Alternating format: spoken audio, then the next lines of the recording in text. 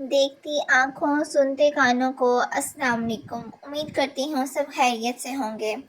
آج کی سٹوری کا نیم ہے بہن کی محبت۔ چلیں شروع کرتے ہیں۔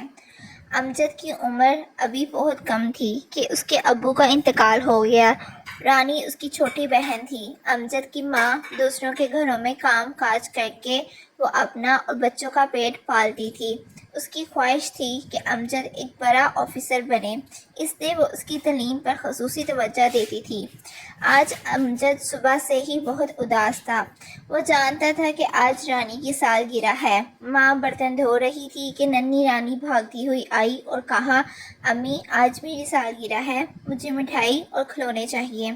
ماں نے پہلے تو اسے سمجھایا کہ ہمارے پاس اتنے پیسے نہیں ہیں کہ ہم یہ فضول خرچی کریں، مگر رانی نہ مانی اور رونے لگی تو ماں نے اسے ایک تھپڑ لگاتے ہوئے کہا، میں دوسروں کے گھروں میں کام کر کے تمہیں پڑھا رہی ہوں، مزید پیسے کہاں سے لاؤں؟ یہ کہہ کر وہ رانی کو گلے لگا کر زاروں قطار رونے لگی۔ امجد یہ سب دیکھ اور سن رہا تھا۔ وہ چپ چاپ اٹھا اور گھر سے باہر نکل گیا۔ اچانک اس نے ایک فیصلہ کیا۔ وہ سیدھا مزدوروں کی بستی میں پہنچا اور ٹھیکیدار سے کہا، صاحب جی کوئی کام ہے تو مجھے اس کام پر لگا دیں۔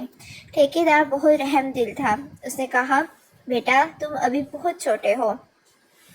اس سے پہلے کہ وہ اپنی بات پوری کرتا امجد بول اٹھا، سر آپ کی مہربانی ہوگی، مجھے کام کی سخت ضرورت ہے۔ ٹھیکیدار نے اس کی بات سنی اور مان لی۔ پھر امجد سارا دن ایک کمرے میں سفیدی کرتا رہا۔ شام کو وہ پورے 200 روپے لے کر بازار گیا، بہن کے لیے مٹھائی اور فراق خریدی اور خوشی خوشی گھر میں داخل ہوا اور رانی کو آوازیں دینے لگا۔ ماں نے وہ چیزیں دیکھیں تو امجد کو ایک زوردار تھپڑ مارا اور بولی، تم نے یہ چیزیں کہاں سے لیں؟ کیا بھیک مانگی تھی؟ امجد نے اپنے سفیدی سے بھرے ہاتھ ماں کے سامنے کر دیے اور کہا، ماں جی میں نے بھیک نہیں مانگی بلکہ مزدوری کی تھی۔ یہ سن کر ماں نے امجد کے ہاتھ اپنی آنکھوں سے لگائے اور بولی، بیٹا مجھے تم پر فخر ہے۔